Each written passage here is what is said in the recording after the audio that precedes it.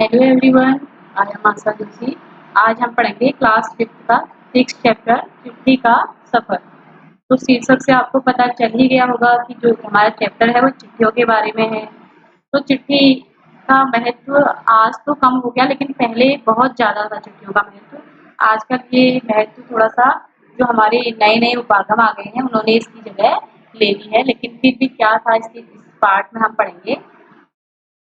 अपनी 10-12 साल की जिंदगी में तुमने कुछ पत्र तो लिखे ही होंगे।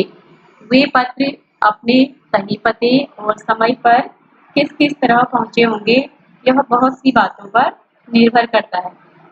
पत्र तो बहुत लिखे होंगे, लेकिन वो पत्र अपने सही ठिकाने पर कैसे पहुंचे होंगे, इस बात का पता करना है। तो बहुत सी बातों पर ये सारी चीजें निर्भर करती है कि जैसे कि चिट्ठी किस स्थान पे किस स्थान पर भेजी जा रही है, या संदेश पहुंचाने की कितनी जल्दी है। कभी हमें जल्दी भेजना होता है, हम सोचते हैं कि जैसे किसी को राखी भेजनी हो तो हम सोचते हैं कि डाक के द्वारा ही जल्दी से जल्दी चली जाए, तो हम वैसे ना भेज के स्पीड पोस्ट करा देते हैं। तुमने पूरा और ठीक पता लिखा है कि नहीं है, ये सारी चीजें डिपेंड करती हैं तुमने उस पर डाक टिकट लगाया कि नहीं लगाया है आदि। यह प्रश्न अब प्रश्न यह उठते हैं कि आखिर चिट्ठी पर डाक टिकट लगाया ये क्यों जाए, मतलब कि जो चिट्ठी है उस पर डाक टिकट लगाने का क्या मतलब है, क्यों लगाया जाए। और पूरे और ठीक पते पर क्या मतलब है, पूरे और ठीक पते का क्या मतलब है। और जरूरत पड़ने पर संदेश को जल्दी कैसे पहुंचाया जाए। स्थान बदलने से चिट्ठी के पहुंचने पर क्या असर पड़ता है। जैसे कोई 10 साल जॉब करके एक जगह से दूसरी जगह चला जाता है तो उसकी चिट्ठियां वहां आती रहती हैं, जो पुराना पता उसने दिया होगा उसी पर, तो नई जगह से थोड़ी दिक्कत आती होगी। तो ये सारे प्रश्न पूछे हैं, इनमें से कुछ सवालों के जवाब शायद तुम्हारे पास हो भी, खासकर तुम में से उनके पास जो डाक टिकट है इकट्ठा करने का शौक रखते हैं। कुछ लोगों को डाक टिकट है इकट्ठा करने के का शौक रहता है, तो उन्हें बड़ा आनंद मिलता है ये चीज करने में। तो उनको इस चीज की नॉलेज भी होती है कि ये पते क्यों लिखते हैं, ठीक ठिकाने पे पहुंचना है नहीं पहुंचना, तो इन सारी चीजों से उन्हें मतलब रहता है। तो इन सवालों के जवाबों के लिए जरा नीचे 2 लिफाफे दिए हैं, उन पर गौर करके देखना है, ध्यान से देखना है उनको, दोनों पत्तों को और दी गई जगह को भी ध्यान से। जैसे महात्मा गांधी, एक पते पर लिखा हुआ है महात्मा गांधी जहां हो वहां वर्धा, और दूसरे पर लिखा है श्रीमान निदेशक महोदय राष्ट्रीय शैक्षणिक अनुसंधान एवं प्रशिक्षण परिषद, अरविंद मार्ग, श्री अरविंद मार्ग, नई दिल्ली, फिर 110016। तो दोनों पते तो हैं लेकिन अलग अलग, ये अलग अलग चीजें इसमें लिखी हैं। तो इसका क्या मतलब है, यही हमें सब समझना है। तो ये दोनों पते किस तरह भिन्न हैं, मतलब ये पते तो हैं लेकिन दोनों ही किस तरह से अलग अलग हैं, क्या मतलब है इनका। गांधी जी को भेजे गए पत्र में पते की जगह लिखा है महात्मा गांधी जहां हो वहां और वर्धा, जबकि लिफाफे पर इमारत या संस्थान के से लेकर शहर तक का नाम लिखा हुआ है। और पते में सबसे छोटी भौगोलिक इकाई से शुरू करके बड़ी की ओर बढ़े हैं, जबकि लिफाफे में जो लिफाफा है बगल में उसमें सब कुछ लिखा हुआ है। और छोटी से बड़ी भौगोलिक इकाई का मतलब यह हुआ कि घर के नंबर के बाद गली मोहल्ले, घर का नंबर तो लिखा ही है, फिर गली मोहल्ले का नंबर भी उस पर डाला है, फिर नाम डाल रखा है, फिर गांव कस्बा शहर के जिस हिस्से में उसका नाम है, फिर गांव या शहर का नाम भी। और शहर के बाद लिखे अंक को पिन कोड कहते हैं, जो शहर के बाद जो अंक लिखे जाते हैं उन्हें पिन कोड कहते हैं। PIN, पिन मतलब पोस्टल इंडेक्स नंबर। हर जगह को एक पिन कोड दिया जाता है। यह सोचने लायक बात है कि आखिरकार पिन कोड की जरूरत ही क्या है, मतलब आखिर पिन कोड की जरूरत ही क्या है। हमारे देश में अनेक ऐसे कस्बे गांव शहर हैं जिनके नाम एक जैसे हैं। पते के बाद पिन कोड लिखने से गंतव्य स्थान का पता लगाने में डाक छांटने वाले कर्मचारियों को मदद मिलती है। गंतव्य मतलब होता है जहां उसको पहुंचना होता है, जहां पर लेटर को पहुंचना होता है। और पत्र जल्दी बांटे जा सकते हैं, और पत्र भी जो है वो जल्दी बांटे जा सकते हैं।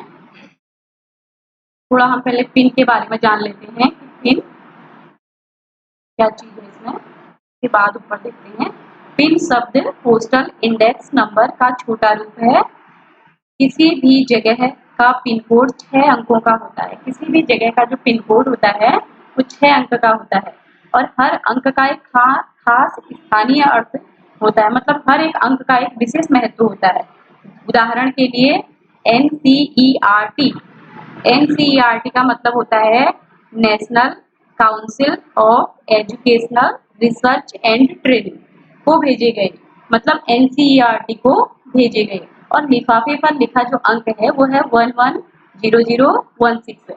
इसमें पहले स्थान पर दिया गया अंक यह बताता है, जैसे कि 1 दिया है तो यह बताता है कि जो पिन कोड है वो दिल्ली, हरियाणा, हिमाचल प्रदेश और पंजाब या जम्मू कश्मीर का है, जो 1 लिखा हुआ है।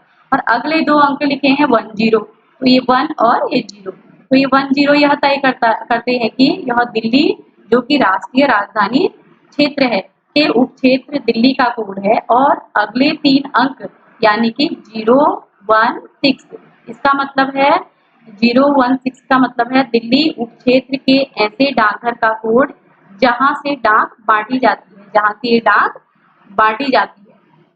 तो हर अंक का मतलब है इसमें। अब तुम्हारा स्कूल जहां पर है इस इलाके का पिन कोड पता करो और अपने घर के इलाके का पिन कोड पता नंबर भी पता करना है, पिन कोड नंबर। और पिन कोड की जानकारी डाकघर से प्राप्त की जा सकती है। पिन कोड की जानकारी हमें डाकघर से मिल सकती है, लेकिन आज तो नेट में मिल जाती है, सारी चीजें उपलब्ध हो जाती हैं। डाकघरों में टेलीफोन डायरेक्टरी की तरह पिन कोड डायरेक्टरी भी मिलती है। तुम्हारे इलाके का पिन कोड तो तुम्हारे मोहल्ले में लगे लेटर बॉक्स पर भी होता है। लेटर बॉक्स जिसमें हम चिट्ठियों को डालते हैं, वो लाल कलर का होता है, उसमें चिट्ठियां डाली जाती हैं।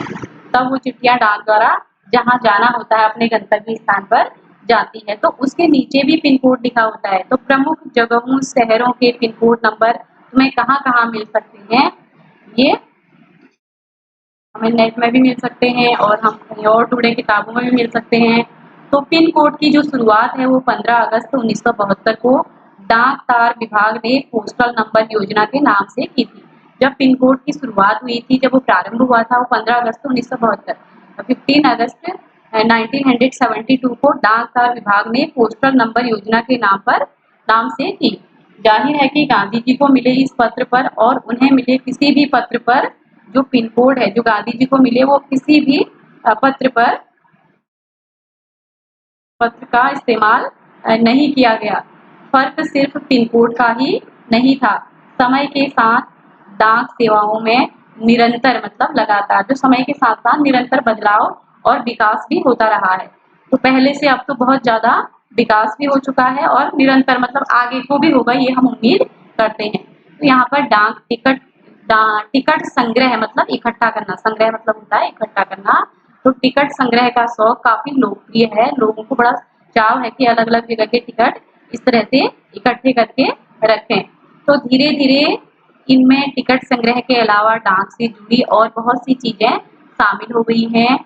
इसको डाक का विज्ञान कहना गलत नहीं होगा। क्या तुम जानते हो इस विज्ञान को क्या नाम दिया गया है?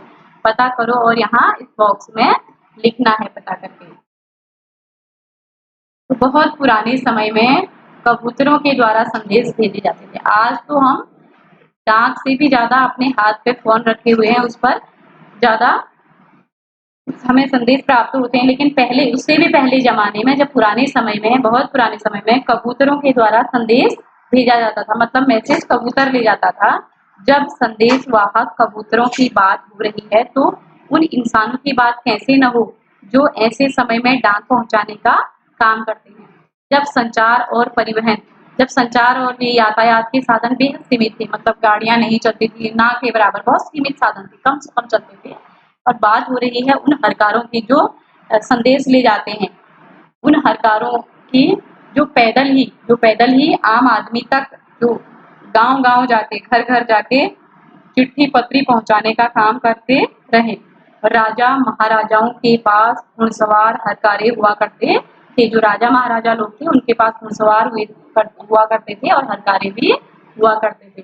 हरकारों को न सिर्फ हर तरह की जगहों पर पहुंचना होता था, बल्कि डाक की रक्षा भी करनी होती थी। जो डाक है उसकी रक्षा सुरक्षा भी करनी होती थी। बीच में कहीं डाकू, लुटेरों या फिर जंगली जानवरों की चपेट में आने का डर हमेशा बना रहता था। वो इस चीज़ से डरते थे कहीं डाकू ना आ जाए, कहीं लूटने वाले ना आ जाएँ और ना जंगली जानवर भी आ सकते हैं, कहीं इसकी चपेट में वो आ गए तो एक डर जैसा बना रहता था। आज भी भारतीय डाक सेवा दुर्गम व पहाड़ी इलाकों तक डाक पहुंचाने के लिए हर कार्यों पर निर्भर करती है।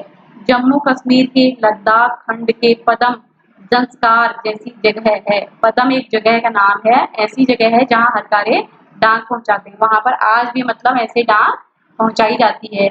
आजकल तो संदेश भेजने के नए-नए और तेज साधन आसानी से उपलब्ध हो गए हैं। आजकल तो जो संदेश मैसेज भेजने के लिए नए-नए तेज साधन आसानी से हमें मतलब बहुत सरलता से हमें उपलब्ध हो गए हैं। डाक बांटने में हवाई जहाज, पानी के जहाज और जाने कौन-कौन से साधन इस्तेमाल किए जा रहे हैं। डाक विभाग भी पत्र, मनी ऑर्डर के साथ-साथ ईमेल, बधाई कार्ड आदि लोगों तक पहुंचा रहा है। तो कबूतरों की उड़ान से लेकर हवाई डाक सेवाओं तक का सफर दिलचस्प करने वाला है। जो कबूतर से लेकर हवाई सफर तक का जो डाक सेवाओं का जो सफर है वो बहुत दिलचस्प है, बहुत मजेदार करने वाला है। यह सोचकर आश्चर्य होता है कि कबूतर जैसा पक्षी संदेशवाहक भी हो सकता है। यह सोचकर बड़ा आश्चर्य होता है, हैरानी होती है हमें कि कबूतर जैसा एक पक्षी वो संदेश भी पहुंचा सकता है यहाँ से वहां।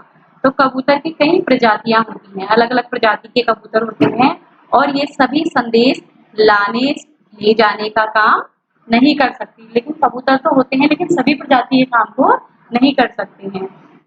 गिरहबाज या घूमर एक प्रजाति है, ये कबूतरों की प्रजाति है जिसे प्रशिक्षित करके डाक संदेश भेजने में काम किया जाता है। प्रशिक्षित किया जाता है मतलब सिखाया जाता है उन्हें ऐसे करना है करके पहले ट्रेनिंग दी जाती है, उसके बाद वो ये कर पाते हैं।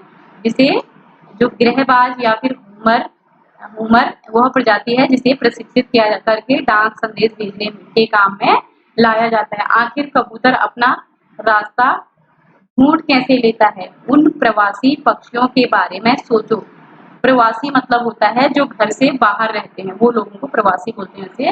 लेकिन कुछ पक्षी बाहर से भी यहाँ आते हैं, तो उन पक्षियों के बारे में सोचो और पता करो कि वे कैसे सैकड़ों मील का रास्ता और सही जगह तय कर पाते हैं। वो बहुत उड़ के बहुत ही कई हजार करोड़ किलोमीटर अपना रास्ता तय करके आते हैं। तो ये बॉक्स में क्या लिखा है ये देखते हैं। उड़ीसा पुलिस खास तौर पर घूमर कबूतरों का इस्तेमाल राज्य में कई दुर्गम इलाकों में संदेश पहुंचाने के लिए कर रही है। जो उड़ीसा की पुलिस है वो खास तौर पर जो घूमर प्रजाति है कबूतरों की उसका जो प्रयोग है उसका इस्तेमाल जो है राज्य में जो दुर्गम इलाके हैं जहाँ पहुंचना कठिन होता है उन इलाकों में संदेश पहुंचाने के लिए कर रही है। जैसे कानून व्यवस्था, संकट और अन्य मौकों पर संदेश के लिए कबूतर बहुत ही उपयोगी साबित हुए हैं। ऐसे जो घूमर प्रजाति के कबूतर हैं बहुत ही कामगार हैं और कबूतरों की संदेश सेवा बहुत सस्ती है और उन पर खास खर्च नहीं आता है और इन कबूतरों का जीवन 15 से 20 साल होता है। ये 15 से 20 साल तक इनका जीवन होता है कबूतरों का और 8-10 साल तक वे बहुत अच्छा काम करते हैं। 8-10 साल तक बहुत स्फूर्ति से और बहुत अच्छा काम करते हैं। स्वस्थ कबूतर एक दिन में 1000 किलोमीटर तक का सफर कर सकता है। जो बीमार नहीं है एकदम स्वस्थ कबूतर है जो वो 1000 किलोमीटर तक का सफर तय कर सकता है। यदि कोई महत्वपूर्ण संदेश पहुंचाना है तो 2 कबूतरों को एक साथ भेजा जाता है। जब कोई अगर राजा महाराजाओं को कोई महत्वपूर्ण संदेश भेजना हो उस समय तो 2 कबूतरों को साथ भेजा जाता था ताकि बाज के हमले जैसी अनहोनी स्थिति में भी दूसरा कबूतर संदेश पहुंचा दे। जब बाज है ना ये भी एक पक्षी, ये अगर हमला कर दे, ऐसा आक्रमण कर दे कि अनहोनी कहीं उसके प्राण न ले ले, तो ऐसी अनहोनी की स्थिति बन जाती है कभी-कभी, तो इसलिए दूसरे कबूतर को भी वहां उनके साथ भेजा जाता है ताकि संदेश जहां तक पहुंचना है उसे पहुंचाया जाए। शायद यह पढ़कर तुम एक ऐसे कबूतर की कहानी पढ़ना चाहो जो दूसरे विश्व युद्ध में संदेश पहुंचाता था। जब दूसरा विश्व युद्ध हुआ था उस समय भी एक कबूतर संदेश पहुंचाता था। एक कबूतर की कहानी नेशनल बुक ट्रस्ट में से अंग्रेजी में छपी एक किताब में दी गई है। किताब का नाम है ग्रेनेड, जो कि इस किताब के हीरो का भी नाम है। अगर तुम हिंदी में पढ़ना चाहते हो तो क्यों न नेशनल बुक ट्रस्ट को पत्र लिखो कि वे ये इस किताब को हिंदी में भी छापें। यह रहा उनका पता, नेहरू भवन 5, इंस्टीट्यूशनल एरिया, पेज 11, बसंत कुंज, नई दिल्ली 110070। तो ऐसे भी कबूतर काम करते थे। तो कबूतर भी इस तरह संदेश पहुंचाया करते थे। आज तो हमारा जो टेक्नोलॉजी है वो काफी डेवलप हो गई है, इन चीजों की हमें आवश्यकता नहीं होती है। तो इसके प्रश्न उत्तर हम अगले भाग में करेंगे। Thank you.